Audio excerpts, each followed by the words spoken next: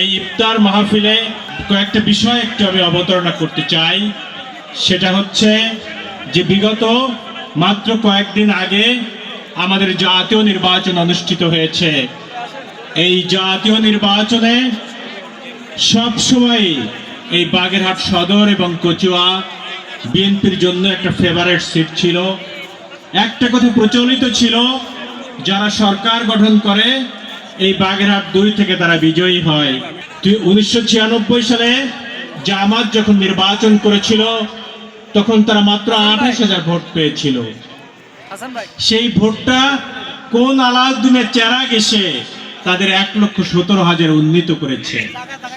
সারা দেশে তো তাদের এই জামাতের ভোট বাড়ে নাই, এই বাগেরহাট 2-এ কিভাবে এই ভোটগুলো বাড়লো? এই প্রশ্নের উত্তর আপনাদেরকে খুঁজতে হবে। কারণ অনেক জায়গায় দেখা গেছে ধানের শীষের প্রার্থী আমি এক সেন্টারে 42টা ভোট পেয়েছি, এক সেন্টারে 62টা ভোট পেয়েছি। আমি ব্যারিস্টার শেখ মোহাম্মদ জাকির হোসেন, আমি যদি প্রার্থী না হয়ে অন্য একটা সাধারণ যে কোনো মানুষও যদি প্রার্থী হতো তাহলেও তো বিএনপির ধানের শীষের এই কয়টা ভোট পাবার কথা না, 42টা ভোট পাবার কথা না। এখানে কি ইলেকশন ইঞ্জিনিয়ারিং হয়েছে সেটা আপনাদেরকে এবং আমাদেরকে খুঁজে বের করতে হবে আগামী দিনের রেফারেন্সের জন্য। আপনারা সকলেই জানেন সংসদ নির্বাচন শেষ, আগামীতে আমাদের ইউনিয়ন পরিষদ নির্বাচন, পৌরসভা নির্বাচন, উপজেলা নির্বাচন অনুষ্ঠিত হবে। এই নির্বাচনে আমাদের প্রার্থী কিন্তু একইভাবে সমস্যার সম্মুখীন হতে পারে। সে কারণে এটা আমাদেরকে খুঁজে বের করতে হবে। কচুয়ার একটা সেন্টারে ধোপাকালী সাধারণ সম্পাদককে দেখলাম এখানে বসে মিটমিট করে হাসছেন, আছেন আপনি। এক সেন্টারে আপনার ইউনিয়নের এক সেন্টারে বিএনপি বসেন, এক সেন্টারে 1800 ভোট কম পেয়েছে জামাতের থেকে, বিএনপি ধানের শীষ কম পেয়েছে। এটা কিভাবে সম্ভব হলো? এখানে কোনো ইঞ্জিনিয়ারিং হয়েছে কিনা, এখানে কোনো কারচুপি হয়েছে কিনা, সেইটার জন্য আমরা অনতিবিলম্বে আমরা ইলেকশন পিটিশন দাখিল করার পরিকল্পনা করেছি, এইটা খুঁজে বের করবার জন্য। এবং সকল রকম যে ইলেকশন সামগ্রী আছে সেগুলো যেন আদালত খতিয়ে দেখে যে সব কিছু যাতে যথাযথভাবে হয়েছে কিনা সেটা পরীক্ষা নিরীক্ষা করবার জন্য। কারণ শুধু পার্লামেন্ট নির্বাচন নয়, আগামীতে যে উপজেলা নির্বাচন, ইউনিয়ন পরিষদ নির্বাচন, পৌরসভা নির্বাচন, এই সব নির্বাচনে তো আমাদেরকে প্রতিদ্বন্দ্বিতা করতে হবে। আমাদের দল এখন ক্ষমতা এসেছে, আমরা ভাগ্যবান, কারণ আমরা একজন মন্ত্রী পেয়েছি। রামপাল মোংলার মানুষ ভাগ্যবান। আর এই বাগেরহাট কচুয়ার মানুষ যদি জোয়ারে কিছু আসে কুলে ভেসে আসবে, আর না আসলে তো আসবে না, আমাদের অপেক্ষা করতে হবে। কিন্তু সেই উন্নয়নকে আনতে গেলে কিন্তু আমাদেরকে এই উপজেলাকে এবং ইউনিয়ন পরিষদের নির্বাচনে আমাদের প্রার্থীকে জয়ী হতে হবে। সেই লক্ষ্যে আপনাদেরকে কাজ করতে হবে। আমরা নির্বাচনের আগে বারবার জেলা প্রশাসককে এবং 2 থানার আমরা টিওনোকে বলেছি যে আপনারা যে এজেন্ট, আপনারা যে প্রিজাইডিং অফিসার দিচ্ছেন, পোলিং অফিসার দিচ্ছেন, তাদেরকে আপনারা যাতে জামাতের লোক না হয় সেই ব্যাপারে আমরা বারবার কমপ্লেন দিয়েছি, কিন্তু সেটা ঘটে নাই দুর্ভাগ্যজনকভাবে। প্রশাসনের নীরব ভূমিকার কারণে এই প্রিজাইডিং এবং পোলিং অফিসাররা তারা জামাতের হয়ে কাজ করেছে বলে আমরা জানতে পেরেছি। একটা সেন্টারের প্রিজাইডিং অফিসার নির্বাচনের পরে জামাতের যে বিজয় তারা যখন দেখেছে তখন জামাতের বিজয় মিছিলে সে হাজির হয়ে তারা নারায়ত্মক স্লোগান দিয়েছে। সুতরাং এইগুলো কিন্তু ইলেকশন কমিশনকে খুঁজে বের করতে হবে এবং আগামী স্থানীয় সরকার নির্বাচন যেটা হবে এই নির্বাচনে যাতে এই ধরনের ঘটনা না ঘটে সেই ব্যাপারে আমি প্রশাসনের দৃষ্টি আকর্ষণ করব এবং আমাদের সরকারের দৃষ্টি আকর্ষণ করব, যাতে করে প্রশাসন এই ধরনের কোনো বিষয়ে তারা যাতে আমলে নিতে পারে।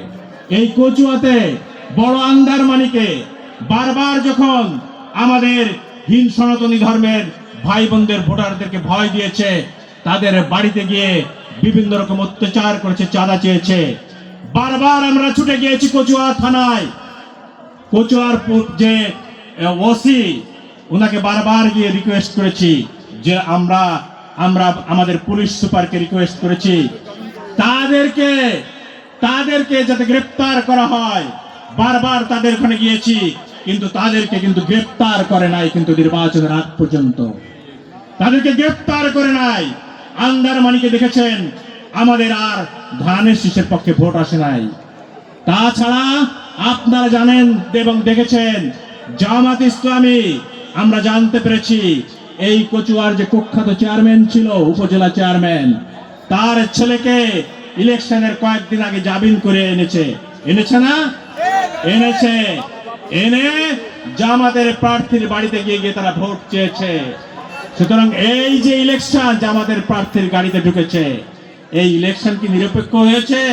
এই বাগেরহাটে তারা তো ইঞ্জিনিয়ারিং করেছে। বিষ্ণুপুরের কুখ্যাত সন্ত্রাসী সুমনকে তারা জেল থেকে বের করেছে, করে ওই যে দেখবেন খালিশপুর সেন্টারে বিষ্ণুপুরে ধানের শীষ কোনো ভোট পায় নাই। তারা ওখানে ব্যাপক সন্ত্রাস চালিয়েছে। শুধু ইলেকশনের আগে না, ইলেকশনের পরেও তারা ব্যাপক সন্ত্রাস চালিয়েছে। মিরাজ আমাদের বিএনপির সেক্রেটারি, যুবদলের সেক্রেটারি রানা বাড়ি তারা আগুন দিয়ে পুড়িয়েছে। আমরা গিয়েছিলাম দেখতে, 10টার মতো বাড়ির ফ্রিজ, চুলা কোনো কিছু তারা আস্ত রাখে নাই।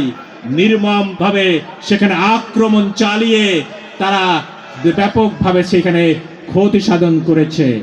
আপনারা এও জানেন যে বারোইপাড়া ইউনিয়নের আড়পাড়া গ্রামে নির্বাচনের পরের দিন যেখানে বিএনপি একটু ভালো করেছে, সেখানে তারা ওই দেশীয় লাঠিসোঁটা নিয়ে অস্ত্রের মহড়া দিয়েছে।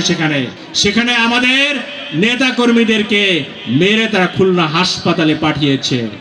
আবার চোখ নষ্ট করেছে, নাক নষ্ট করেছে।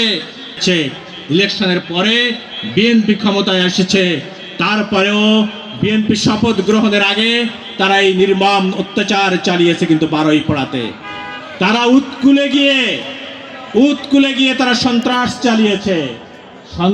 চালিয়ে তারা এই বাগেরহাটকে একটা সন্ত্রাসের রাজত্ব তারা কায়েম করতে চেয়েছে। আমাদের এটা হতে দেওয়ার কোনো সুযোগ নাই। আমরা যাতে আগামী নির্বাচনে, আগামী যে স্থানীয় পরিষদ নির্বাচন আসছে, সেই নির্বাচনে জাতীয়তাবাদী দলের প্রত্যেকটা মানুষকে একত্রিত থাকতে হবে। তাছাড়া বারোইপাড়ার ঘটনা নিয়ে, অন্যান্য জায়গার ঘটনা নিয়ে এই জাতীয়তাবাদী দলের বিরুদ্ধে একজন স্বতন্ত্র প্রার্থীও কিন্তু ব্যাপকভাবে তারা চক্রান্ত করেছিল, সমালোচনা করেছিল। তারপরে দেখেছেন যে তারা একটা ইফতার পার্টি করে ওই জামাতের এমপিকে দিয়ে প্রধান অতিথি করে তারা ইফতার পার্টি করেছে। সুতরাং বিগত জাতীয় সংসদ নির্বাচন ছিল, একেবারে প্রথম থেকে শেষ পর্যন্ত একটা চক্রান্ত ছিল, যাতে করে জিয়াউর রহমান এবং বেগম খালেদা জিয়ার গড়া দল, বেগম খালেদা জিয়ার নমিনেশন দেওয়া বা তারেক রহমানের নমিনেশন দেওয়া ধানের শীষের প্রার্থী যাতে বিজয়ী না হতে পারে। বাগেরহাটের 4টি সিটেই তারা ষড়যন্ত্র করেছিল। এই 4টা সিটে ষড়যন্ত্র করে তারা কিন্তু একটা সিটে তারা জয়ী হতে পারে নাই, কিন্তু বাকি 3টা সিটে তারা বিজয়ী হয়েছে। বিজয়ী হওয়ার পরে এই বাগেরহাটের মানুষের যে অধিকার প্রতিষ্ঠিত হওয়ার কথা ছিল, আজকে তারেক রহমানের সরকার ক্ষমতায়, আজকে বিএনপির সরকার ক্ষমতায়, আমাদের ফ্যামিলি কার্ড আসছে। নির্বাচনের প্রতিশ্রুতি কিন্তু তারেক রহমান যেটা দিয়েছিলেন, সেই নির্বাচনের একজন বলেছিল যে আগুনের এই যে হাতের কালি শুকানোর আগেই তারেক রহমান তার নির্বাচনী যে প্রতিশ্রুতি, সেই প্রতিশ্রুতি বাস্তবায়ন শুরু করেছে। তো আমাদের প্রধানমন্ত্রী যেটা বলেছিলেন যে উই হ্যাভ এ প্ল্যান, সেই প্ল্যানকে উনি বাস্তবায়ন কিন্তু শুরু করেছেন। উন্নয়নের মহাসড়কে উনি বাংলাদেশকে উঠাতে চেয়েছিলেন, সেই উন্নয়নের মহাসড়কে কিন্তু বাংলাদেশ ধীরে ধীরে এগিয়ে যাচ্ছে। একটা বিশেষ বিষয় আপনাদের দৃষ্টি আকর্ষণ করতে চাই, সেটা হচ্ছে আপনারা দেখেছেন যে গতকাল সংসদ অধিবেশন বসেছিল। আপনারা তো দেখেছেন, টিভির পর্দায় দেখেছেন। তো এই সংসদ অধিবেশনে আপনারা দেখেছেন যখন রাষ্ট্রপতি আসছে, ওনারা তো রাষ্ট্রপতির ভাষণ বর্জন করতে পারেন, সেটা নিয়ে কোনো সমস্যা নাই। কিন্তু আপনারা দেখেছেন এই সংসদ ভবনে তারা এই প্লাকার্ডের মতো কার্ড ছাপিয়ে নিয়ে গেছে, কার্ড ছাপিয়ে নিয়ে সেটাকে প্রদর্শন করেছে, যেটা সংসদীয় যত রীতিনীতি আছে সকল রীতিনীতির বরখলাপ কিন্তু সেখানে হয়েছে। আর যে অত্যন্ত ধৃষ্টতামূলক কাজ করেছে এই জামাত ইসলামের সংসদ সদস্যরা, সেটা হচ্ছে যখন জাতীয় সঙ্গীত যখন গাওয়া হচ্ছিল তখন তারা বসেছিল তাদের সিটে, যার যারা বসেছিল তারা তো জাতীয় সঙ্গীতকেও তারা সম্মান করতে জানে না। তাহলে এদেশের উন্নয়ন তারা কিভাবে করবে? এদেশকে এগিয়ে নেওয়ার জন্য তারা কিভাবে তারা কাজ করবে? তারপরে যখন মাননীয় স্পিকারের পিছন থেকে তাদেরকে বারবার উঠতে বলা হয়েছে, আমাদের দলের মহাসচিব এবং এলজিআরডি মিনিস্টার যখন বলেছেন আপনারা উঠে দাঁড়ান, তখন তারা উঠে দাঁড়িয়েছে। তারা জাতীয় সঙ্গীতকেও তারা মান্য করে না, অবমাননা করা। 21শে ফেব্রুয়ারি তারা যখন শহীদ মিনারে গিয়েছে, এত বছরের পরে প্রথমবারের মতো 48 সালে তাদের দল গঠন হবার পরে, তখন তারা বলেছে, তাদের যে বিরোধী দলীয় নেত্রী এবং জামাতের আমির উনি বলেছেন, আমরা রাষ্ট্রীয় কালচার, আমরা রাষ্ট্রীয় আচার পালন করতে আসছি। ওনারা তো শহীদদেরকে মর্যাদা দিতে যান নাই, রাষ্ট্রীয় আচার ওনারা পালন করতে আসছে। এই যে জঙ্গিবাদী দল, এই যে যারা ইসলামকে তারা তাদের নিজেদের পকেটের মধ্যে ঢুকিয়েছে রাষ্ট্রীয় ক্ষমতায় আসবার জন্য, এই দল যাতে করে আগামীতে আমাদের এখানে যে স্থানীয় সরকার নির্বাচন অনুষ্ঠিত হবে, বিশেষ করে উপজেলা নির্বাচন এবং ইউনিয়ন পরিষদ নির্বাচন, এই নির্বাচনে যাতে কোনোভাবে ক্ষমতায় আসতে না পারে সেই ব্যাপারে আমাদেরকে সতর্ক এবং সজাগ থাকতে হবে। পাশাপাশি আমাদের দলে জাতীয় সংসদ নির্বাচনে যেটা আমরা করতে পারি নাই, যেটা আমাদের দলে যারা দিনের বেলায় ধানের শীষ এবং রাতের বেলায় তারা স্বতন্ত্র প্রার্থীর পক্ষে কাজ করেছে, তাদেরকে আমরা চিহ্নিত করতে পেরেছিলাম, কিন্তু আমরা ব্যবস্থা নিই নাই। আমরা মনে করেছিলাম যে শেষ পর্যন্ত তাদের শুভবুদ্ধির উদয় হবে, কারণ এই যদি যারা মুনাফিকি করে, আপনারা জানেন যে মুনাফিকের স্থান হচ্ছে একেবারে দোজখের সর্বনিম্ন স্তরে। আমরা বারবার বক্তব্য দিয়ে বলেছিলাম, হুঁশিয়ার করেছিলাম তাদেরকে যে আপনি মুনাফিকি করবেন আর আপনার মা যখন অসুস্থ থাকবে, আপনি আপনার মায়ের জন্য যদি হাত তুলে আল্লাহ তাআলার কাছে দোয়া করেন, সেই দোয়া কি কবুল হবে? সেই দোয়া তো কবুল হবে না। সুতরাং আপনারা এক বেলায় ধানের শীষ আর এক বেলায় স্বতন্ত্র করবেন না, ঘোড়া করবেন না।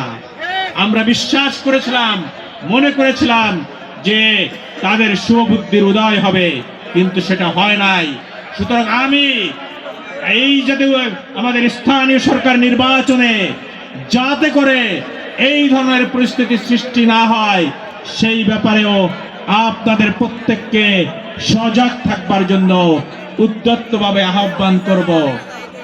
আর সর্বশেষ আমি বলবো যে এই যে রোজা আমরা পালন করছি, এই সিয়াম সাধনার মাস, রোজার প্রায় শেষের দিকে আসছে, আমরা যাতে করে আগামীতে আমরা এই রোজা থেকে আমরা যাতে এই রোজার মাসে যাতে শিক্ষা গ্রহণ করতে পারি, আমরা এদেশের উন্নয়নের জন্য, এদেশের অগ্রগতির জন্য যাতে আমরা কাজ করতে পারি, হিংসা বিদ্বেষ সবকিছু ভুলে গিয়ে যাতে করে আগামী দিনে আমরা একটি সমৃদ্ধিশালী কচুয়া যাতে গড়ে তুলতে পারি, সমৃদ্ধিশালী বাগেরহাট যাতে গড়ে তুলতে পারি, সেই ব্যাপারে আপনাদের আগামী যে নির্বাচন হবে, বিশেষ করে স্থানীয় সরকার নির্বাচন, সেই নির্বাচনে আপনাদের সকলকে জাতীয়তাবাদী দলের পতাকা তলে ঐক্যবদ্ধ থাকার আহ্বান জানিয়ে আমি আমার বক্তব্য শেষ করছি। সবাই ভালো থাকবেন, সুস্থ থাকবেন। আপনাদের বাকি যে রোজাগুলো আছে সেই রোজাগুলো সুস্থভাবে পালন করবেন সে আশাবাদ ব্যক্ত করছি। এবং সকলকে ঈদের অগ্রিম শুভেচ্ছা জানিয়ে আমি আমার বক্তব্য শেষ করছি। খুদা হাফেজ। বাংলাদেশ জিন্দাবাদ। তারেক রহমান জিন্দাবাদ। শহীদ জিয়াউর রহমান এবং বেগম খালেদা জিয়া অমর হোক। সবাইকে ধন্যবাদ।